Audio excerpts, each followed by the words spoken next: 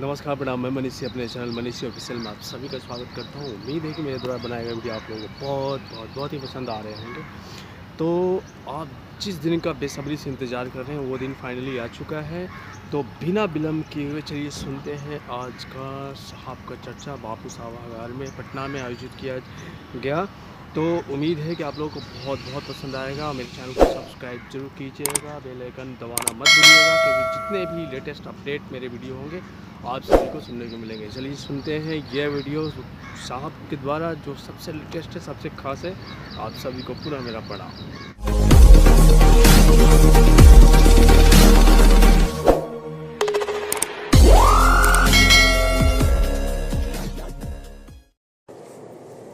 मैं उस जिले का बड़ा सम्मान करता हूं, क्योंकि आपके की मिट्टी ने, उसी की सुगंध ने, उसी के संस्कारों ने मुझ जैसे अदना व्यक्ति को शिव का शिष्य बनाया।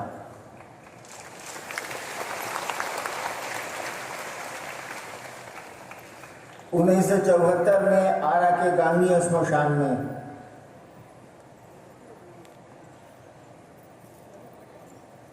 नवंबर का महीना था, रात का 1 और 2 के बीच का समय था। अंधेरे में घड़ियां क्या देखेंगे आप, हाथ भी नहीं दिखता है।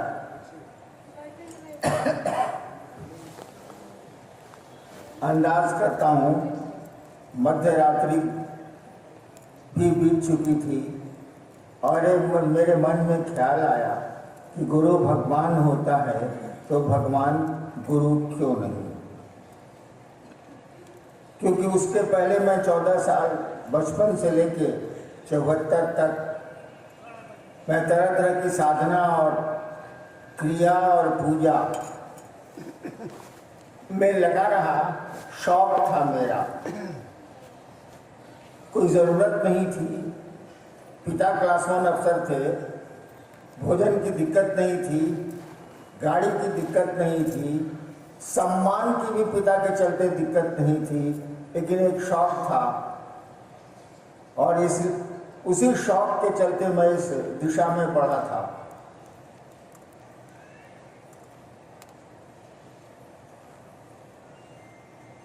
थोड़ा देर सुस्ताए देव तो हम लोग बोले ना तेजा तो साफ होता।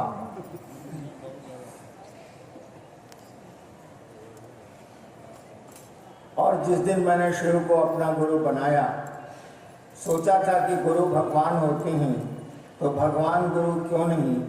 मैंने अपने पिता से सुन रखा था कि भगवान शिव को बोलते हैं, उन्हीं को ईश्वर बोलते हैं, उन्हीं को महेश्वर बोलते हैं। मैंने सुना था, लेकिन ये नहीं जानता था कि शिव गुरु है, मुझको नहीं मालूम था।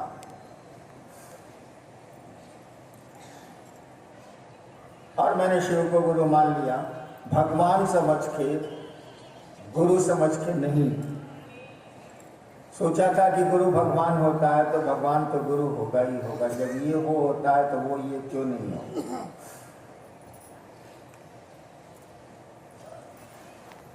शिव से सीता का दौर चलता रहा, मेरी शिव से सीता का दौर चलता रहा। एक मेरी आदत है, मैं जिद्दी किस्म का आदमी हूं।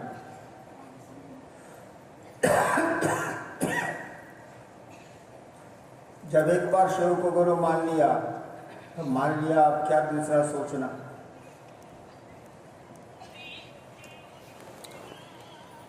और आज ये स्थिति है कि तन्हा शुरू किया था, अकेले चलना शुरू किया था, लोग मिलते गए, कर्मा बनता गया।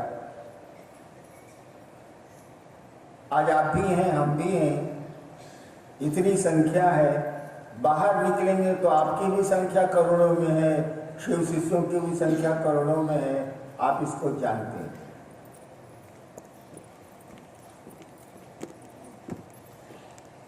और अब तो हम लोगों ने कहना शुरू किया, आओ चलें शिव की ओर।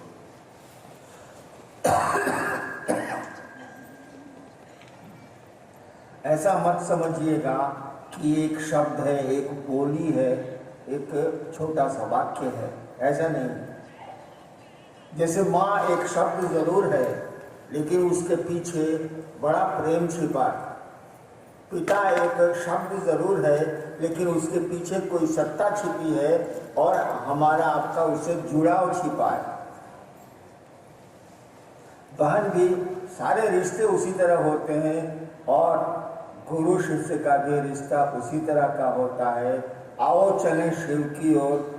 आवाज नहीं है ये, वाक्य नहीं है ये, बोली नहीं है ये, एक दर्द है, एक दर्द भरी पुकार है जो अंतरिक्ष से आ रही है, कहीं दूर से आ रही है, किसी को पता नहीं कहाँ से आ रही है लेकिन कानों तक आ रही है।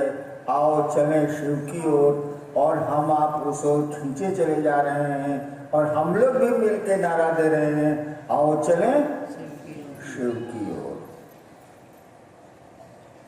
ऐसा मत समझिएगा कि ये नाराबाजी है, ऐसा मत समझिएगा कि ये बोली है, ऐसा मत समझिएगा कि शब्दों को जोड़ा गया है। ये दिल का दर्द है। कहा मैंने, एक दुख भरी पुकार है, एक आकर्षित करने वाली आवाज़ है जो हमको आपको उस शिव की ओर, जगत की ओर ले चल, जगत से के लोगों को उस ओर ले चलने में सहायता कर रही है और हमको आपको उस शिव की ओर बढ़ा रही है।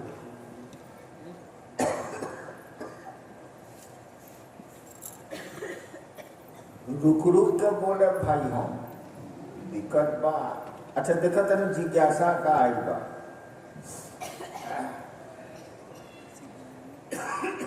शिव की शिष्यता की सुलभता का रहस्य क्या है? क्या आप स्वयं तो नहीं? क्या? शिव की सुलभता का रहस्य क्या है? क्या आप स्वयं तो नहीं? मंडल जी को तो ना हमको क्लियर, तुम आवाज क्लियर नहीं है, माइक क्लियर नहीं है।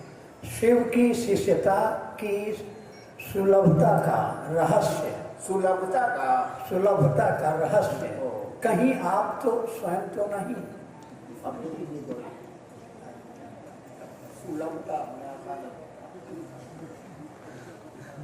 एक जिज्ञासा आई है, थोड़ी बेतुकी है। शिव की शिष्यता यानी महादेव गुरु हो और कोई शिष्य हो, ये सुलभ हो गया आज के जमाने में, आसान हो गया आज के जमाने में। बेतुका उस पर एक वाक्य लगा हुआ है, इसके रहस्य नहीं, आप तो नहीं। देखो भाई, ईमानदारी की बात मैं बोलता हूं, अब तो 70 साल से ज्यादा उम्र मेरी हो रही है। इस बात को समझो,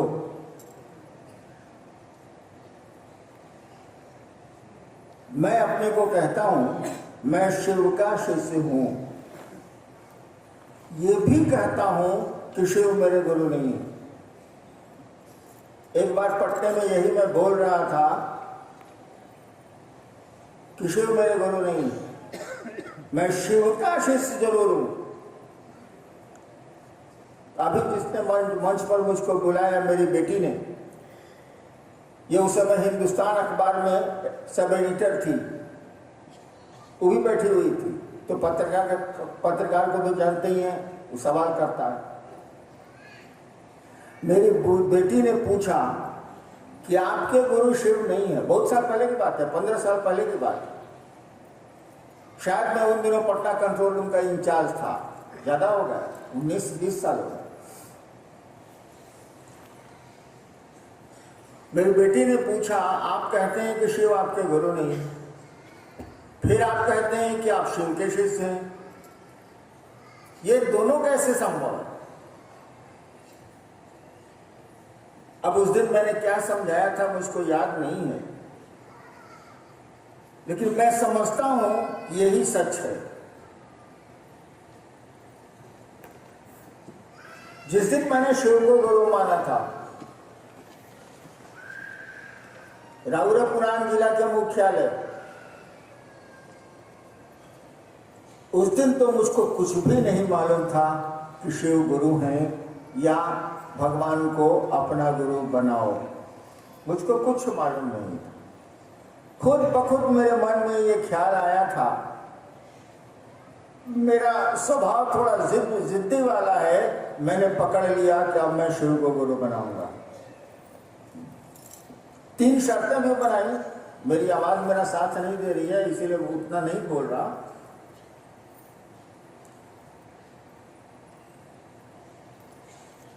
और उसके बाद जो चल रहा हूं, शिव शिष्यता मैं जो चला आ रहा हूं, मैं खुद अपने मन से नहीं चला हूं।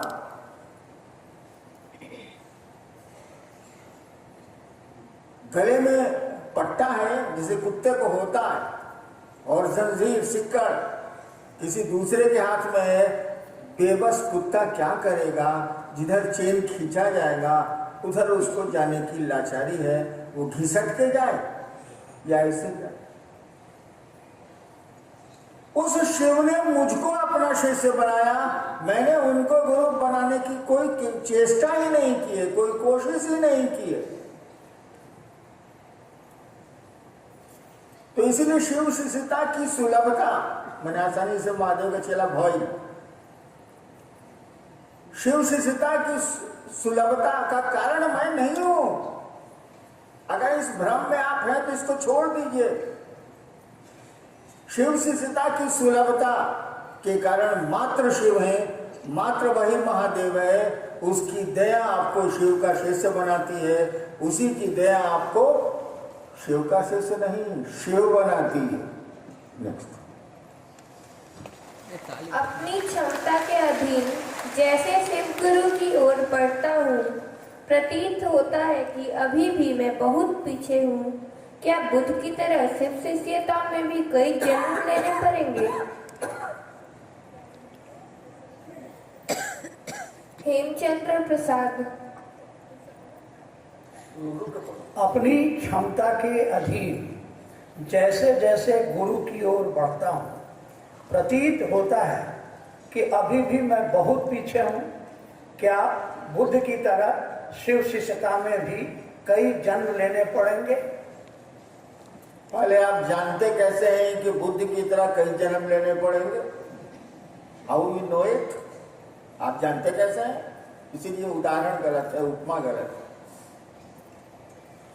जहां तक भगवान शिव को अपना गुरु मान के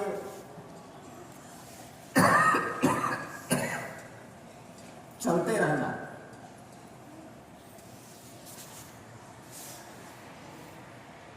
और ये समझना कि मैं अभी बहुत पीछे हूं,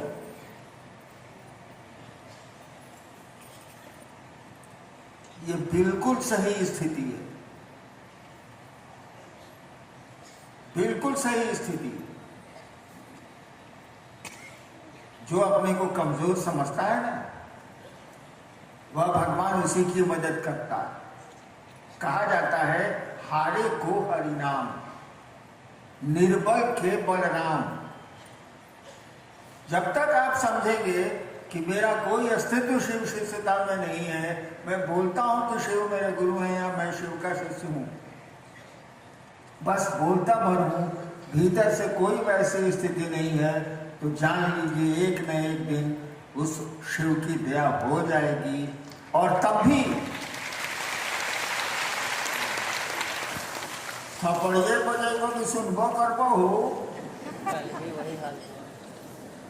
ऐसे हूँ कैसे कैसे आप बोला तनी हमरे बुझाता, तरह के ऊपर भेज दी हूँ तब बुझ गया, फटिए जाए।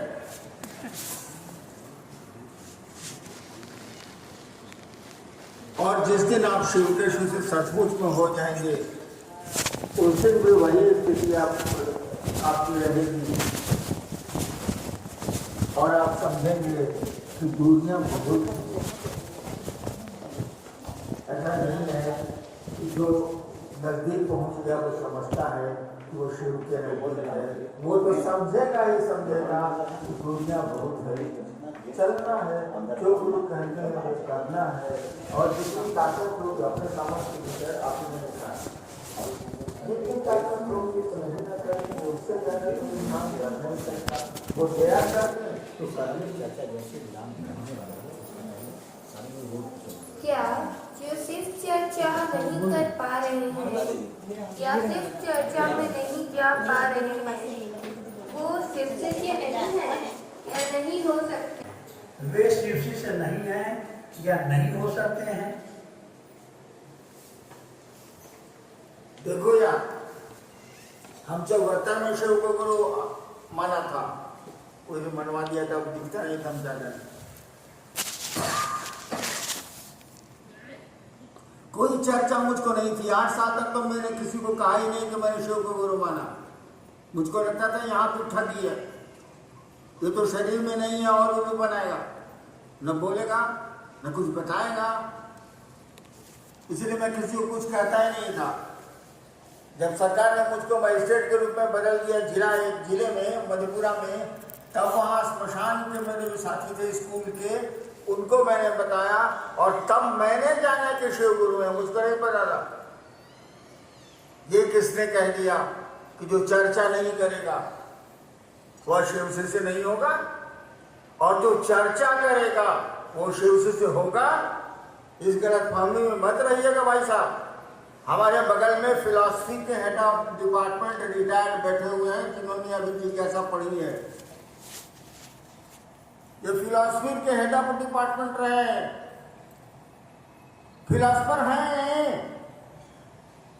दार्शनिक हैं ये, कि पढ़ाते हैं दर्शन शास्त्र। विज्ञान पढ़ाने वाला वैज्ञानिक होता है।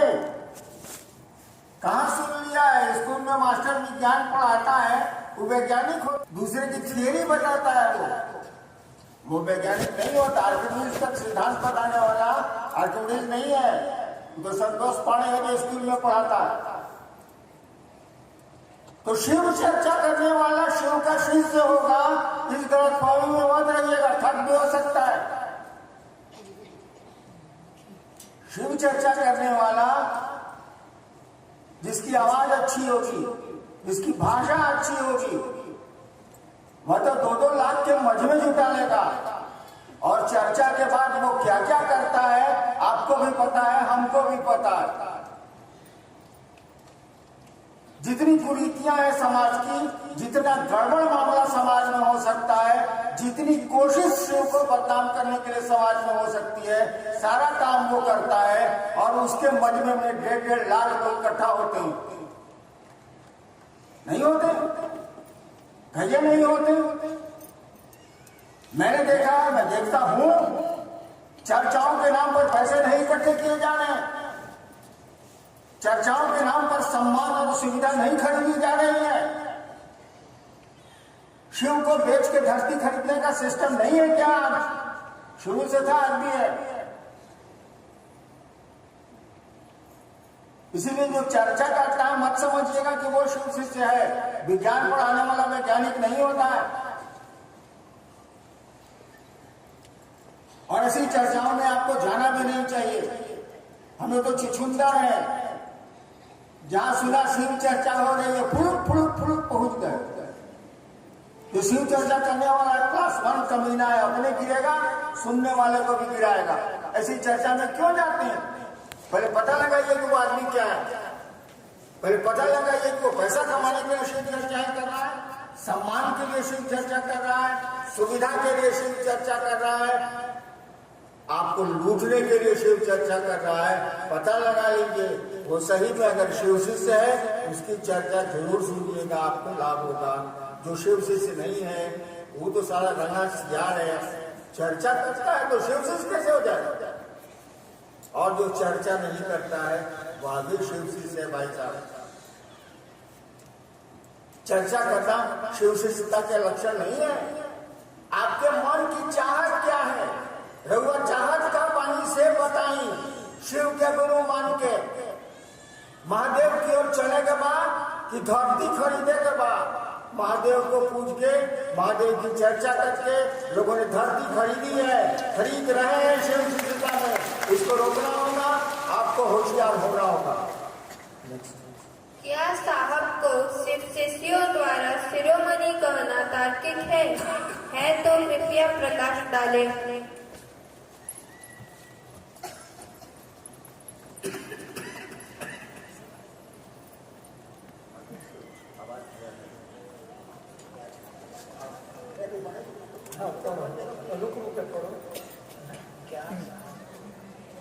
क्या साहब को सिर्फ शिष्यों द्वारा शिरोमणि कहना तार्किक है तो कृपया प्रकाश डालें।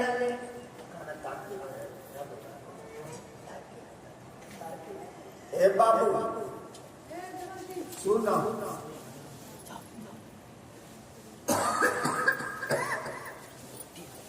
15-20 दिन पहले आप रांची में बैठा रहे, मने मन सोचत रहे कि कहाँ महादेव, कहाँ मैं सड़ी नाली का कीड़ा, मेरी औकात क्या, किसी की औकात शिव के सामने क्या है। ज्ञान की मीठी रकम कहानी जाता है, ज्ञान ऐसा है जिसकी गहराई कोई नहीं नाप सका, कोई नहीं नाप सका और न नाप पाएगा। तो शिव अपने शिष्यों का मन बढ़ाते हैं, उन्होंने तुरंत जवाब दे दिया, नालियां भी मंदिर को जाती हैं। हमने कहा कि हम कहाँ सड़ी नाली के कीड़ा, कहाँ आप महादेव। तो उत्तर उधर से उन्होंने तो दे दिया कि नालियां भी मंदिर को जाती हैं। तुम नाली समझते हो, तुमको 24 आवर्स फ्रीडम है कि तुम मेरे पास आओ, दुनिया में जाओ, पुजारी और भक्तों को तो समय पर ही पट फूलेंगे। ए बाबू, हम शिरोमणि ना होगी, जूता चप्पल के नीचे वाला हिस्सा होगी, सीता की शिरोमणि कोई आया होगा तो आया होगा। आप बने मैं कोशिश करूंगा, आप बने मैं आशीर्वाद दूंगा, मुझको नहीं बनना।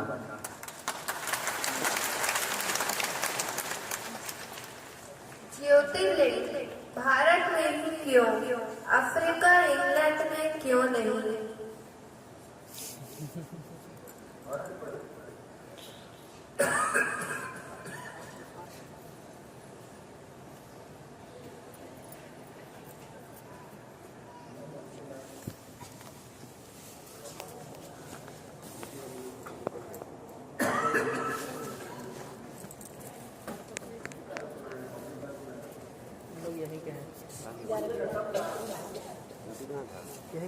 शिव का 11 है, फिर 12 ज्योतिर्लिंग क्यों, 10 या 13 क्यों नहीं? सवाल ज्योतिर्लिंग पर आया।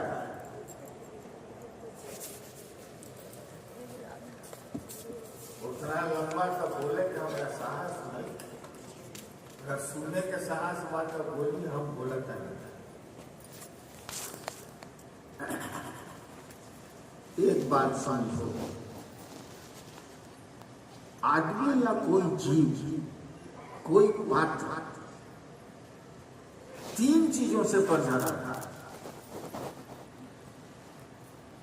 कोई जीव, कोई सृष्टि में उपलब्ध कोई वस्तु 3 चीजों से बंधी होती।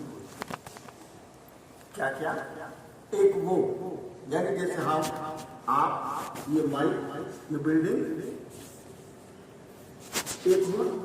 दूसरा समय, टाइम, और तीसरा स्थान। कहा जाता है स्थान, काल और पात्र। पात्र हम आप हैं, स्थान मालूम ही एक जगह है, और समय आप जानते ही हैं। और समय कब पैदा होता है? समय तभी पैदा होगा जब कोई चीज पैदा होगी। अगर कोई चीज पैदा नहीं हुई है तो समय पैदा नहीं होगा। इसीलिए शिव को महाकाल कहा जाता है। महाकाल मैंने उस समय काल नहीं था तब भी वे थे, काल है तब भी वो नहीं थे। तो ये तो समझ रहे हैं आप, स्थान, काल और पात्र, ये 3 चीजें से पूरी सृष्टि बनी हुई है। हम आप एक एक आदमी उससे बने हुए हैं, एक एक जीव जगह से, समय से बंधा हुआ है। अब आप 108 बार नमः शिवाय का जप क्यों करते हैं आप? या भारतवर्ष में बड़े पुराने काल से, समय से 108 का जप क्यों होता है? 109 का क्यों नहीं होता? 110 का क्यों नहीं होता? 108 का ही क्यों होता? इसीलिए कि पहले के जमाने में जब ये नियम बने थे 108 ऋषियों द्वारा, मनीषियों द्वारा या शिव द्वारा दिए गए हों, तो स्थान को निकाला जाता है चौहद्दी से। हम लोग कोर्ट करते थे तो कोई जमीन का झगड़ा होता था तो उसमें पहले चौहद्दी उसमें रहती थी, उस जमीन के चारों ओर क्या है, उत्तर दक्षिण पूर्व पश्चिम क्या है। तो चौहद्दी हो गई चार, यानी किसी चीज को, कोई चीज कहीं खड़ी है ये जानने के लिए चार दिशाएं आप बता दीजिए कि उसके चारों ओर क्या है, आदमी समझ जाएगा कि वहां पर स्थान हो गया चार। उस समय की गणना होती थी मुहूर्त से, नक्षत्रों से। 27 नक्षत्र माने जाते हैं, 27 हो गया समय, 4 हो गया स्थान, 5 तो हम आप हैं भाई। तो 27 को 4 से गुना कर दिया गया, हो गया 108। स्थान को समय से गुणा करके हो गया 108। और मंत्र कौन जपेगा? पात्र। नमः शिवाय कौन करेगा? पात्र। यानी वह पात्र नमः शिवाय करके स्थान और काल में अपनी सुविधा के लिए परिवर्तन कर सकेगा, इसीलिए ये सिस्टम बना हुआ है। अब देखो सवाल आया है कि ज्योतिर्लिंग कुछ नहीं। शंकराचार्य ने कहा था शिवं केवलं भास्कं भास्का नाम, शिव मात्र प्रकाश, राइट। ज्योतिर्लिंग का माने हुआ वह प्रतीक, लिंग माने प्रतीक, वह प्रतीक जिसमें अग्नि ज्यादा हो, तेज ज्यादा हो, अग्नि तत्व ज्यादा हो तो ज्योतिर्लिंग हो। वो शिव का ही प्रतीक है, उसमें अग्नि तत्व ज्यादा है।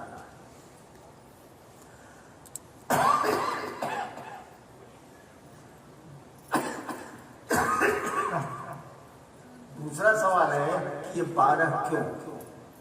देखो भारत के मनीषियों ने, आध्यात्मिक गुरु रहा है ये देश, भारत के मनीषियों ने उस समय के भारत को समृद्ध करना चाहा, आध्यात्मिक उन्नति इसको देनी चाहिए और इस देश का शुभ सोचा, अच्छा सोचा, जैसे हम लोग भी सोचते हैं, जितनी बुद्धि है उतनी ही सोचते। तो ऋषि मुनियों ने इस पूरे भारतवर्ष को, उस समय जो भारत था, इसकी संपन्नता, समृद्धि, आध्यात्मिक उन्नति की कोशिश की। व्यक्ति के भी की, वो गुरु भी बने और बड़े क्षेत्र की भी की, इस देश की भी की। तो हुआ क्या?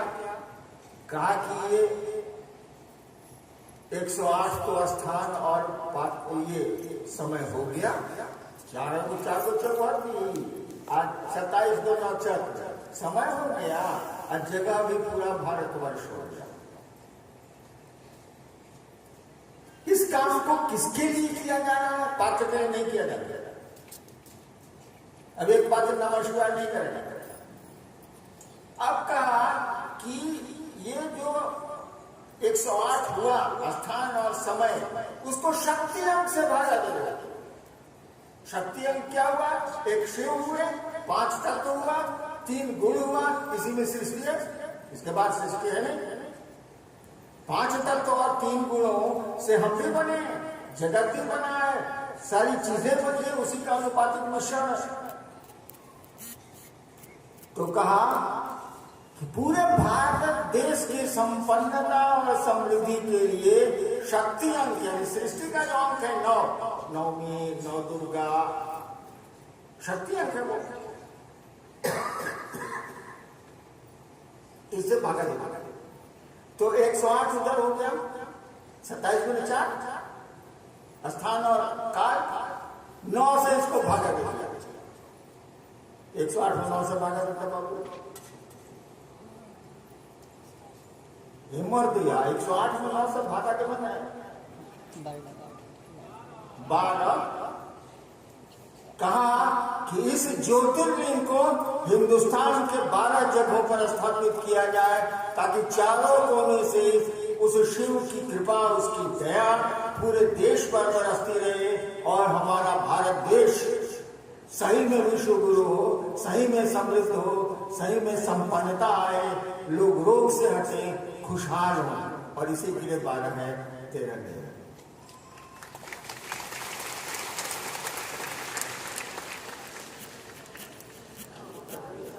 उस समय यहाँ तो मनुष्य भारत की तरह सोचेंगे, उस समय तो कॉम्पिटिशन भी नहीं था।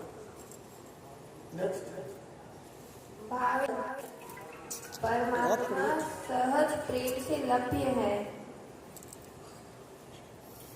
चलिए ना, देवताओं को देखने के लिए, दर्शन करने के लिए भाव की जरूरत है, लेकिन परमात्मा को, शिव को पाने के लिए सहज प्रेम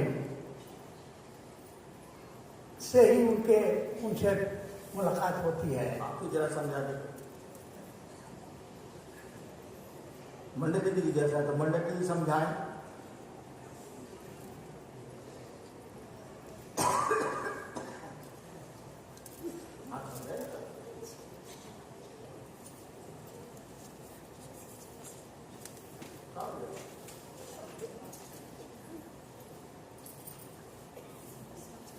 हमारा कलवे नहीं काम करा तो मैं जाना एगो तो ऐसे ही मंदिर के दिया टिमटिमाता, अब सब मिलकर फू फू फू करता रहे। चलो हमें जवाब देते हैं यार, सब गधे बैठे हैं तो मैं क्या करूं।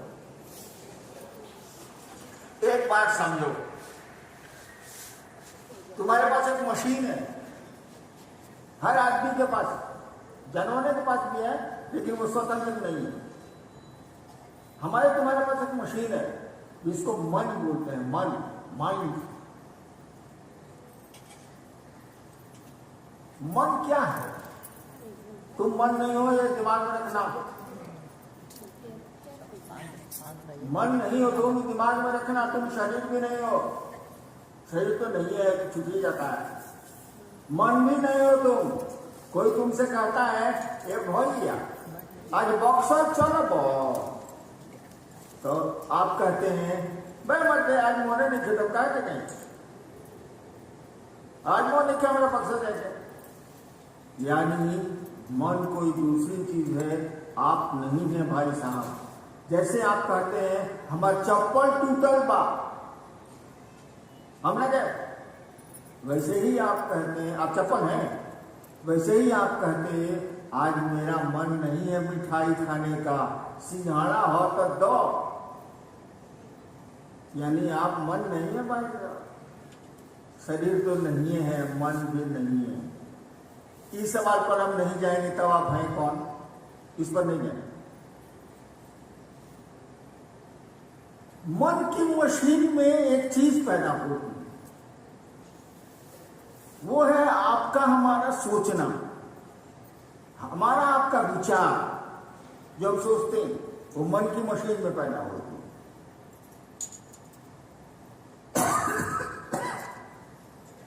अगर एक कोई विचार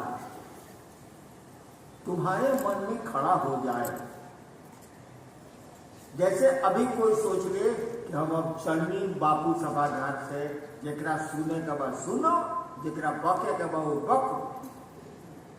अगर सोच लेगा तो तेरी मजबूती से बांधने में जाएगा। बहुत लोग सोच रहे होंगे इस सब झूठो पकड़ पकड़ कर दर्शन रहे, चल जाओ। तब तक पकड़ वाला कहता है मैं मतलब बैठा ना, चल जा। यानी आपने सोचा और बगल वाले ने उस सोच को तोड़ दिया। अगर यही सोच, यही विचार, यही थॉट आपके मन में ठहर गया और नहीं हटा तो एक्शन हो जाएगा। अगर आपके मन में ठहर गया कि ये मेरी बहन है, ठहर गया, तो अब बहन और भाई का भाव पैदा हो जाएगा। चीज वही है, विचार ठहर गया। और ये भाव अगर और ठहर गया तो जो चीज पैदा होती है उसको कहते हैं प्यार। सब तीनों एक ही मशीन से निकल रहा है। देखो, तीनों चीज एक ही मशीन से निकल रही है। बोरिंग है, पानी निकल रहा है, ये बर्फ बनेगा, ये भाप बनेगा, है पानी है सारा। तो कहा गया कि सोचने भर से परमात्मा देवता नहीं मिलेंगे, भाव से मिलेंगे। अभी श्लोक आपने सुना, मंडल जी ने पढ़ा, भावीन लभते देवता, भाव से देवता मिलते हैं। भावीन देव दर्शनम, भाव से देवताओं का दर्शन होता है। तस्मात् भावावलंबनम, यानी इसीलिए भाव का अवलंबन करो, सहारा लो। तो जैसे जैसे आपके विचार भाव में बदलेंगे, वैसे वैसे आपकी श्रेणी देवताओं की होने लगेगी, शुद्ध वाली। और जैसे जैसे भाव प्रेम में बदलेगा, अब तो स्थिति प्रेम की एक आदत है कि दो में पैदा जरूर होता है, दो में रहता नहीं।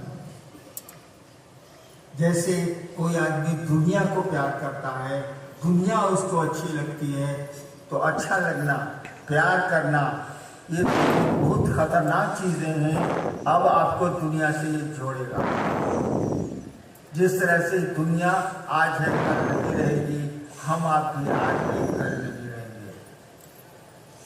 प्रेम जोड़ता है, ये दो में पैदा नहीं होता, दो में रहता नहीं। आप अगर शिव को प्रेम करते हैं, शिव आपको अच्छे लगने लगे हैं, तो अब आपका वह शिव, वह यह प्रेम आपको शिव से जोड़ेगा। एक दिन आप जीव से शिव हो जाएंगे। प्रेम का ही विज्ञान है। कहा गया कि वह शिव तो सहज प्रेम से उपलब्ध है। सहज प्रेम मने सौ मने साथ, जो मने जन्म। आपके साथ प्रेम जो पैदा हुआ है, आपने अपनी माँ को प्यार किया है, आपने अपने घर, अपने लोगों को प्यार किया है, किसी ने आपको सिखलाया नहीं, वो सहज है, वो साथ आपके आया है। वह शिव उसी प्रेम से मिल जाता है। हम लोग तो जगत का प्रेम घुसा के उस सहज प्रेम को पर मुलम्मा चढ़ा देते हैं, इस पर गार्ड चढ़ा देते हैं, परतें चढ़ा देते हैं। नेक्स्ट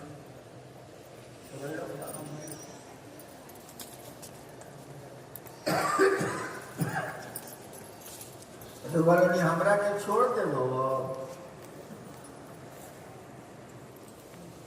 आज बक्सर,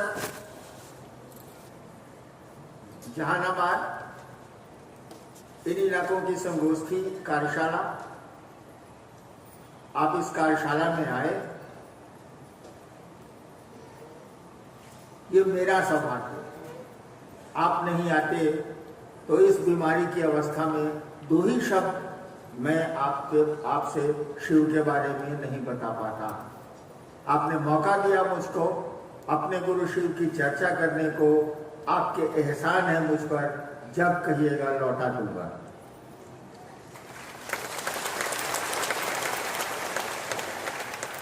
आप यहां से जाएंगे, अब ठीक से जाएंगे। एक महादेव के चेला का चेला हुआ है। महादेव के शिष्य थे मच्छिंद्रनाथ, उनका शिष्य था गोरखनाथ। तो गोरखनाथ एक जगह लिखते हैं कि साधु कैसा होना चाहिए। गोरखनाथ एक जगह लिखते हैं साधु कैसा होना चाहिए।